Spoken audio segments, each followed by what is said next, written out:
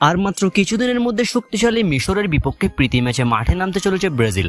দর্শক, আন্তর্জাতিক বিভিন্ন গণমাধ্যমের মধ্যে মিশরের বিপক্ষে কেমন হচ্ছে ব্রাজিলের শক্তিশালী স্টার্টিং 11, অর্থাৎ শুরুর একাদশে কোন ভয়ঙ্কর খেলোয়াড়গুলো থাকতে চলেছে, নেইমার কি এই ম্যাচে থাকবেন, তা নিয়েই বিস্তারিত জানুন আজকের ভিডিওতে।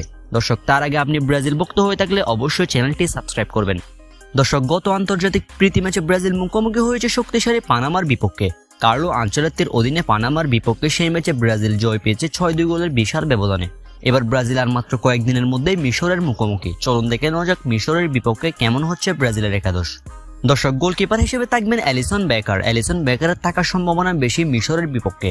অন্যদিকে ডিফেন্সে যে 4 জন দেখা যাওয়ার সম্ভাবনা বেশি তারা হলেন আলেক্সান্দ্রো পেরেরা, ব্রেমার এবং ওয়েসলি। তবে আলেক্সান্দ্রোর পরিবর্তে দানিয়েলকেও দেখা যেতে পারে। অন্যদিকে মিডফিল্ডে যে 3 জনের দেখা যাওয়ার সম্ভাবনা সবচেয়ে বেশি তারা হলেন কাসেমেরো, রাফিনহা এবং ব্রুনো গিমারাইস। এই 3 জনের থাকার সম্ভাবনা বেশি মিডে।